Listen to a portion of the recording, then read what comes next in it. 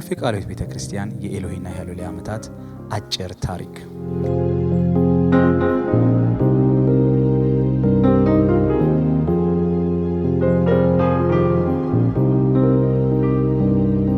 እንግዲህ የኮልፌ ቃለ ሕይወት ቤተክርስቲያን ዘር ከተዘራ 78 ዓመት ይሆናል። በ1939 ዓመተ ምህረት የቢንግሃም አካዳሚ ለሚስዮኑ ማህበረሰብ ልጆች ትምህርት ቤት እንዲሆን ቢንግሃምን ከመሰረተ በኋላ በዛው ጎን ለሚስዮኑ ተማሪዎች የጸሎት ማዕከል እንዲሆን ነበር። ለቃለ ሕይወት ቤተክርስቲያን መመስረት እግዚአብሔር ምክንያት አድርጎ የተጠቀመው የእስያም ሚስዮናውያን ነው። በዛው ጎን ለሚስዮኑ ተማሪዎች የጸሎት ማዕከል እንዲሆን ነበር ህንፃውን የገነባው።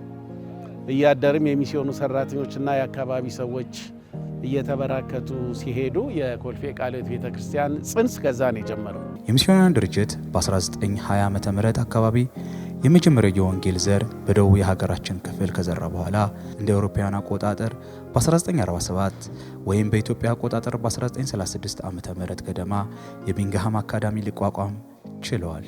ለተማሪዎች የተሰራው ጸሎት ቤት አገልግሎቱ ሰፋ ብሎ በሚስዮናውያን ግቢ ውስጥ ለሚያገለግሉ ኢትዮጵያውያን ሰራተኞች የወንጌል ትምህርት ማስተማርና ለአካባቢ ሴቶች መሰብሰቢያ የእጅ ስራ ማሰልጠኛ እንዲሆን ተወሰነ። ከስልጠናው ጎን ለጎን ብዙ ሴቶች የአካባቢው ነዋሪዎች የወንጌሉን የምስራች እንዲሰሙ እግዚአብሔር በሚስዮናውያን አማካኝነት በሩን ተከፈተ። ያ ለሚስዮናዊ ልጆች የጸሎት ቤትና ለአካባቢው ሴቶች የእጅ ስራ ማሰልጠኛ የነበረው አዳራሽ ውሎ ሲያድር አዲስ ለተወለደች የኮልፌ ቃለ ሕይወት ቤተክርስቲያን ተላልፎ ሊሰጥ ችሏል። ከረጅም ዓመታት በኋላ የቤተክርስቲያኒቱ አስተዳደር ከሚስዮናውያን እጅ ነፃ ወጥቶ በኢትዮጵያውያን መሪዎች ሊመራ ችሏል። በኢትዮጵያ ቃለ ሕይወት ቤተክርስቲያን ታሪክ አዲስ አበባ ውስጥ ከተተከሉት አጥቢያዎች ቀዳሚዋ የኮልፌ ቃለ ሕይወት ቤተክርስቲያን ነች። በዚህ ባለፉት 78 ዓመታት ውስጥ የኮልፌ ቃለ ሕይወት በብዙ ተግዳሮቶች ውስጥ አልፋለች። እንደሚታወቀው ኮልፌ በብዙ ኢኮኖሚ የተጎዳ ነበር። ማህበረሰባዊ ጉዳቱ እንደተጠበቀ ሆኖ የወንጌል ስራ በከፍተኛ ደረጃ መሰራት የሚገባበት ጊዜ ነበር። በዚህም እግዚአብሔር ረድቶን ባለፉት ዘመናት ትልልቅ ስራዎች ተሰርተዋል። በእነዚህ ትልልቅ ስራዎቹ መካከል ፈተና የለም ማለት አይደለም። በቤተ ክርስቲያናችን ታሪክ አንድ ሁለቴ ችግሮች ገጥመውናል። የምእመናን መከፋፈል፣ አንዳንድ ችግሮች። እንደዛም ሆኖ ግን እግዚአብሔር ስራውን እየሰራ ነበረ። በዓመታት ውስጥ የእግዚአብሔር ምሕረትና ቸርነት ያልተለያት ይህች የኮልፌ ቃለ ሕይወት ቤተክርስቲያን በመከራ ውስጥ በማለፍ ጭምር የእግዚአብሔር ጸጋ ይገለጥላት እንደነበር ታሪኳ ምስክር ነው። በ1972 ዓመተ ምህረት የደርግ ኮሚኒስት መንግስት ምዕመኗን እስር ቤት በመጣልና በማሰቃየት አልበቃ ብሎት ንብረቷ ሙሉ ለሙሉ በመውረስ ቤተክርስቲያኒቱም ለ11 ዓመታት በመዝጋት ከፍተኛ ግፍ ፈጽሞባታል።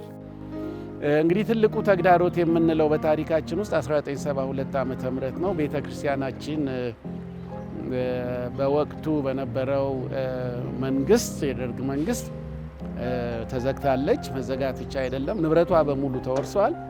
ምዕመናኖቿ በሙሉ ታስረው ከፍተኛ ስቃይና እንግልት ደርሷል። የተወረሱት ንብረቶች ምንም አልቀረም። ንብረቶች ብቻ ሳይሆኑ ራሱ የአዳራሹ የውስጥ መብራቶች እንኳን ሳይቀሩ ተነቃቅለው ተወስደዋል። ወንበሮች፣ መጋረጃ ሳይቀር ጥቃቅን ነገር እንኳን ሳይቀር ተወርሷል። አብዛኞቹ ትንሽ ጠንከር ባለ መከራ ውስጥ አልፈዋል። የኮልፌ ቃለ ሕይወት ቤተክርስቲያን ምእመናን ለ11 ዓመት ነው ቤተክርስቲያኒቱ ተዘግታ። በ1983 ዓመተ ምህረት አዲስ የመንግስት ለውጥ ሆኖ የኢህአዴግ ሰራዊት ወደ አዲስ አበባ ሲገባ ነው ለረጅም ዘመናት ፍትህና ሕግ ያልመለሰውን መልስ ንብረታችን ይመለስልን ጥያቄ በኋላ አንድ ከታጋዮቹ ጋር የመጣ ወታደር ነው መጥቶ የከፈተውና እሱም የታሪካችን አንዱ አካል ነው። ዝም ብሎ መንገድ ላይ ሲያልፍ አግኝተኑ ነው ጉዳታችንን ስነግረው የተከፈተው። ከዛ ፊት ለወጣቶች ማህበር ተሰጥቷል፣ ለሹራብ ነጋዴዎች ማህበር ተሰጥቷል፣ ለክሊኒክም ተሰጥቶ ነበር። በጣም ነበር እያዘንን 11 ዓመቱን ያሳለፍ ነው። የእግዚአብሔር ቀንና ጣት ስትደርስ ግን አንድ ወታደር መጥቶ ከፍቶ ንብረቱን አስረክቦናል። የመከራው ግዝፈትና አይነት እጅግ የከበደ ቢሆንም በእግዚአብሔር ልዩ ምሕረት የተጠበቁት ምዕመኖቿ፣ አገልጋዮቿ፣ መሪዎቿ ለጊዜው ፈተና ሳይበገሩ ጸንተው በመቆም ያ ክፉ ቀን አልፎ በ1983 ዓ.ም ከ11 ዓመታት በኋላ ቤተክርስቲያኒቱ በታምር ልትከፈት ችላለች። የኮልፌ ቃለ ሕይወት ቤተክርስቲያን ባለፉት 3 አስርት ዓመታት በተለያዩ ችግሮችና ፈተናዎች ሳትበገር የጌታን ፊት አጥብቃ በመሻቷ እነሆ ዛሬ ከምድራችን አልፎ ተርፎም በዓለም ዙሪያ ሁሉ በድንቅ በታምራት በመታጀብ የምስራቹን ቃል እንድታውጅ እግዚአብሔር ዘመኑን ምርኮ አድርጎ በመስጠት ብቻ ሳይሆን በሮቹ ሁሉ ወለል አድርጎ ከፍቶላታል። የኮልፌ ቃለ ሕይወት ቤተክርስቲያን ልክ እንደ ቃሉ በሰናፍጭ ቅንጣትነት ከተመሰለ ጅማሮ በመነሳት አድጋና ሰፍታ በአሁኑ ወቅት የሺዎች መሰብሰቢያ ወደ መሆን ደረጃ ላይ ደርሳለች። የምዕመናን ቁጥር ከ6000 በላይ የደረሰ ሲሆን 8 መጋቢያን፣ 17 የሙሉ ጊዜ አገልጋዮችና ወንጌላውያን፣ 24 የአስተዳደር ሰራተኞች አዝመራው እጅግ በነጣው የወንጌል ማሳ ላይ ተሰማርተው ይገኛሉ። ከ6 በላይ የመዘመራን ቡድኖች፣ እንደ ዕድሜያቸው በተከፋፈሉ የአገልግሎት ክፍሎች እጅግ በርካታ ዲያቆናቶች የደገፉት የቤተ ክርስቲያን አገልግሎት ከመቼውም ጊዜ ይልቅ በአሁኑ ወቅት እጅግ እየሰፋ እንዳለ መገንዘብ ይቻላል። በአሁኑ ወቅት ቤተ ክርስቲያኒቱ እጅግ ከመስፋቷ ከማደጓ የተነሳ የራሷን አባላት ጨምሮ ከሩቅ ከቅርብ የእግዚአብሔር የምህረት ፊት ለመፈለግ የሚተማው ሰራዊት በተመቸ አዳራሽ ለማስተናገድ የማትችልበት ደረጃ ላይ ደርሳለች።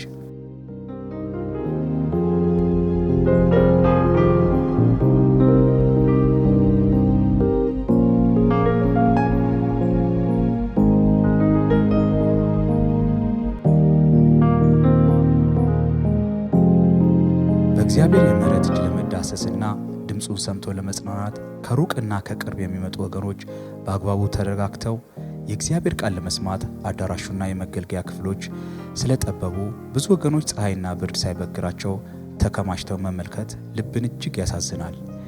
ይህ ችግር ለመፍታት እንዲቻልም እግዚአብሔር ፍቃዱ ሆኖ ብዙ ተግባር ተከናውነዋል። ቀደም ሲል ከቤተ ክርስቲያን ጎን የነበረው ለሆቴል ቤትነት ያገለግል የነበረው ግቢ በግዢ ወደ ቤተ ክርስቲያን ይዞ ተጠቃሏል። በመጀመሪያ የእግዚአብሔር ቃልን ማንበብ ፈልጋለሁ። በእንባና በለቅሶ የተፈጠረ ራእይ ነው ብዬ ነው ማምነው። ምንድነው የሚለው? ነህምያ ምዕራፍ 2 ላይ እኛ ያለንበትን ጉስቁልና ኢየሩሳሌም እንደፈረሰች በሮቿም እንደተቃጠሉ ታያላችሁ። አሁንም ከእንግዲህ ወዲህ መሳለቂያ እንዳንሆን የኢየሩሳሌምን ቅጥር እንስራ አልኳቸው። የአምላኬ እጅ በላይ ላይ መልካም እንደሆነች ንጉሡም የነገረኝን ነገርኳቸው። እነርሱም እንስራ አሉ ይልና እኔም መልሼ የሰማይ አምላክ ያከናውንናል፣ እኛ ባሮቹ ተነስተን እንሰራለን ብሎ የሚል ሐሳብ ነው። እንግዲህ የነህምያን ታሪክ ስንመለከት ነህምያ የእግዚአብሔር ቤት የሚለው ፈርሶ ተቃጥሎ ሳየ ያ ራእይ በልቡ መጣ። በእግዚአብሔር ፊት ጸለየ። የእንባው ውጤት የእግዚአብሔርን እጅ አመጣ፣ ራእዩን ሰጠ። እንግዲህ እንደተጠየቅኩት ቤተ ክርስቲያንን ለምንድን ነው የምንገነባው ብለን ስንል ሕንፃውን ማለታችን ነው። ቤተ ክርስቲያን ማለት እኛ ነን፣ ሰዎች ናቸው። በክርስቶስ ኢየሱስ አምነው የዳኑ ሁሉ ቤተ ክርስቲያን ናቸው። ይሄ ቤተ ክርስቲያን ግን የሚታነጽበት፣ ይሄ ቤተ ክርስቲያን የሚሰበሰብበት፣ ይሄ ቤተ ክርስቲያን እንደ አንድ ምድራዊ ተቋም ሕጋዊ ሆኖ በአንድ ቦታ መገኘት የሚችለው የራሱ አድራሻ ሲኖር ነው። አዳዲሶች እንዲድኑ፣ የታመሙት ሰዎች እንዲፈወሱ እና ቤተ ክርስቲያን ራእዩን በምድር ላይ ለማስፈጸም አድራሻ ያስፈልጋታል። ይሄ አድራሻ የሚሆነው ደግሞ ቤተ ክርስቲያን ስትሰራ ነው። ስለዚህም ቤተ ክርስቲያን እነሆ ቅዱሳን ቤተ መቅደሱ በዚህ ቤት ውስጥ ነው የሚሰራው። በህብረታችን በአንድነታችን የምናደርገው ይሄ ወሳኝና አስፈላጊም ነው። ስለዚህም ነው ቤተ ክርስቲያንን የምንሰራው የሚለውን ሐሳብ እንደ ኮልፌ ቃለ ሕይወት አገልግሎታችን በጣም ሰፊ ነው። ወደኛ የሚመጣው ህዝብ ከሁሉም የሀገሪቷ ክልል የሚመጣ ህዝብ ነው። ወደኛ የሚመጣው ህዝብ ረፍት አጥቶ ጤና አጥቶ በተለያየ ጉዳይ ምላሽ አጥቶ ምላሽ ይሰጠኛል እግዚአብሔር ብሎ የእግዚአብሔርን ፊት የእግዚአብሔርን ድምፅ የእግዚአብሔር መንፈስ ፈውሱን፣ ጉብኝቱን ለመፈለግ የሚመጣ ህዝብ በጣም ብዙ ነው። ከሁሉም የአገሪቷ ክፍል ተሰብስበው ይመጣሉ። ይሄ ክቡር ህዝብ በክርስቶስ ደም የተዋጀውን ህዝብ መጸዳጃ ክፍል አካባቢ ተቀምጦ ለጤና በማይመች ለመቀመጥ በማይመች ሁኔታ ውስጥ ሆኖ ያመልካሉ። ክረምት በሚሆንበት ጊዜ ጎርፍ፣ ዝናብ፣ ፀሐይ፣ ሙቀት የተለያየ ምቹ ባልሆነ ሁኔታ ውስጥ ሆኖ ህዝቡ ከጌታ ፍቅር የተነሳ ይገለገላል። እንደ ቤተ ክርስቲያን ይሄን ችግር ለመፍታት ረጅም ጊዜ ስታሰብበት የቆየ ነው እና እሱን ቤተ ክርስቲያን ለመስራት የታሰበው ለህዝብ የምንሰጠውን አገልግሎት የተሻለ አገልግሎት ለማድረግ ነው። ሌላ የህንፃ ውበት አይደለም። ሌላ የመስፋት ጉዳይ አይደለም። ዓላማችንና ዋናው ሐሳባችን ወደኛ የሚመጣውን ህዝብ በክብር አገልግለን በክብር ለመሸኘት ነው። በቀድሞ ከፍተኛ 25 ቀበሌ 7 የሚገኘውና ቤተክርስቲያኒቱ ከ30 ዓመታት በላይ በውስብስብ አስተዳደራዊ ቢሮክራሲና በፍርድ ቤት ጭምር ስትሟገትበት የነበረው የጉኒውስ ግቢዋ በእግዚአብሔር ፍቃድ የባለቤትነት ይዞታ ተረጋግጦ ካርታው ተረክባ አገልግሎት እያካሄደችበት ትገኛለች። ኮልፌ ቃለ ሕይወት ቤተክርስቲያን ከኢትዮጵያ ቃለ ሕይወት ቤተክርስቲያን ካሏት አጥቢያዎች ከ10 ሺህ በላይ አጥቢያዎች አሉ። በኢትዮጵያ ቃለ ሕይወት ቤተክርስቲያን ውስጥ አንዷ የኮልፌ ቃለ ሕይወት ናት።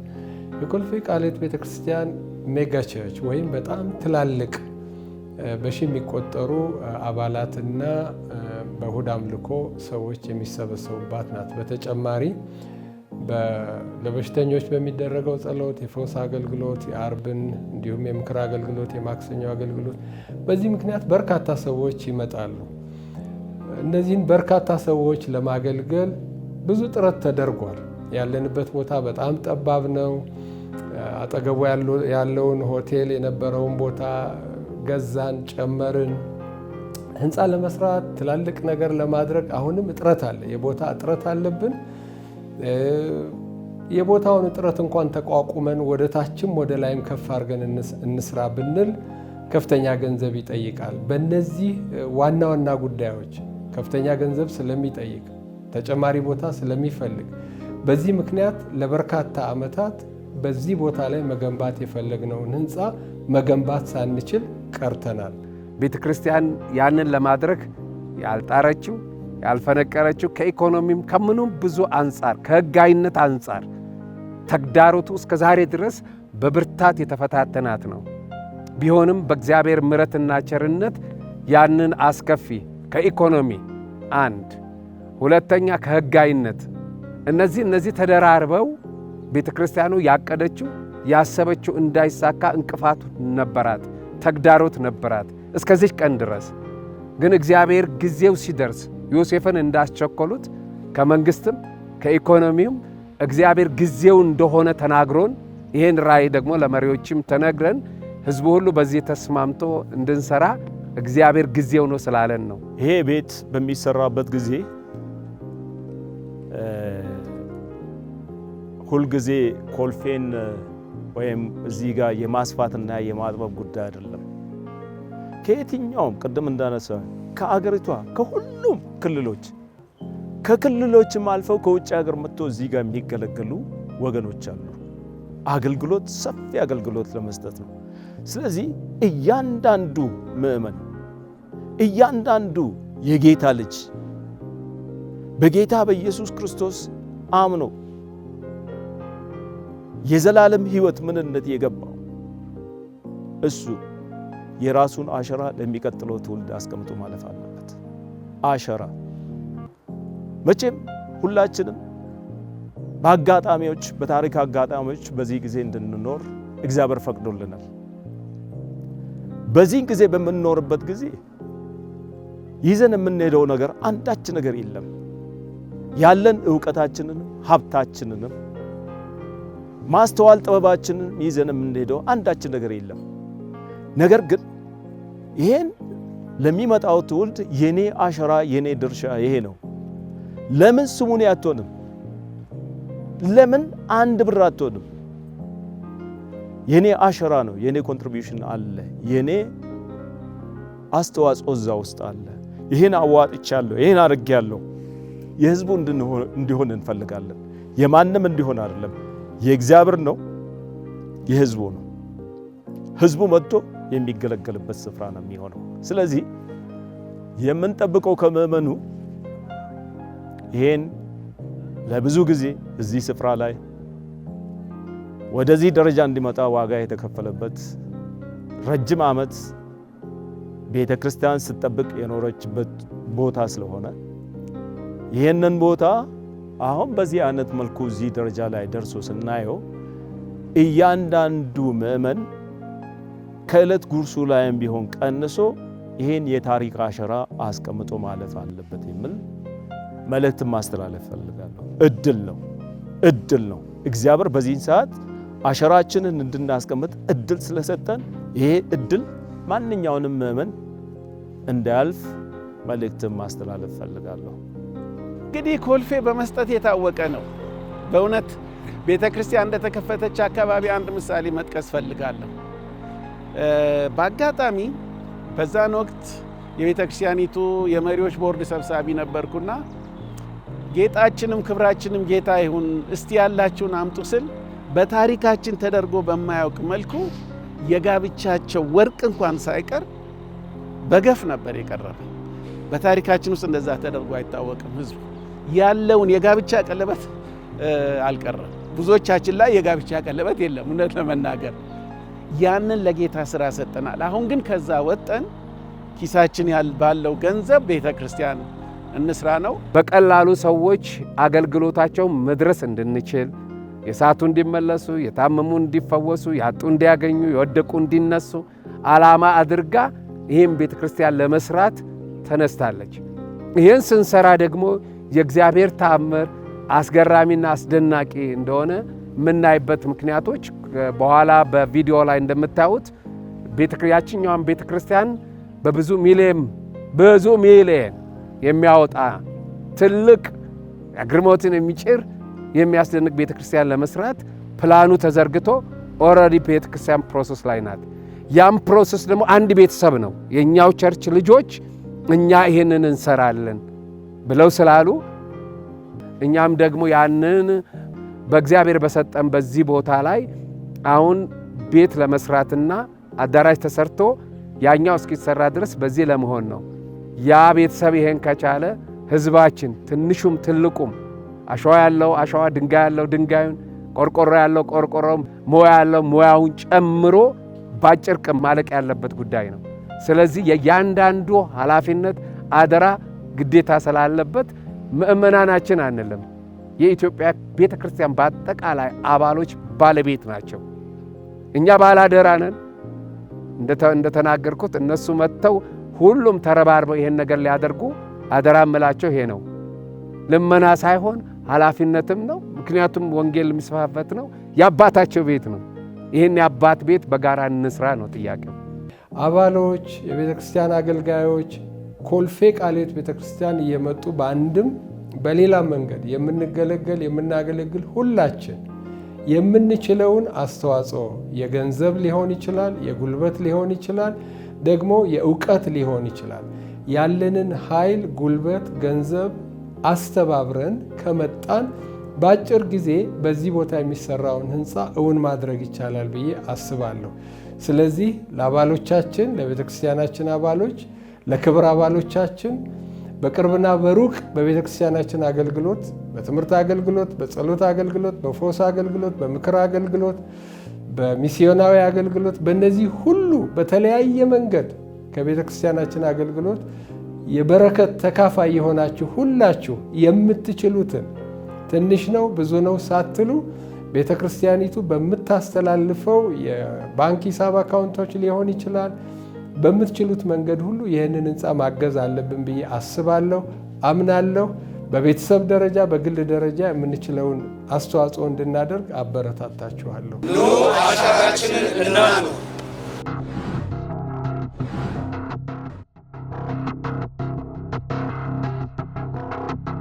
እኔ አሻራዬን አኖራለሁ። እኔ ለትውልዴ አሻራዬን አኖራለሁ። እናንተስ? ትውልዳችን የበኩላችንን አሻራ እናኖራለን። እናንተስ?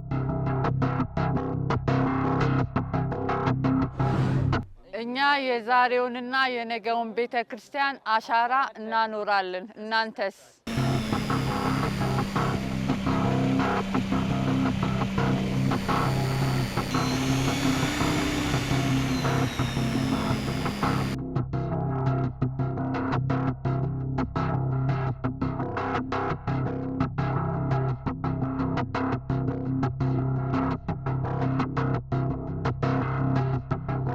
አሻራችንን እናኖራለን። እናንተስ?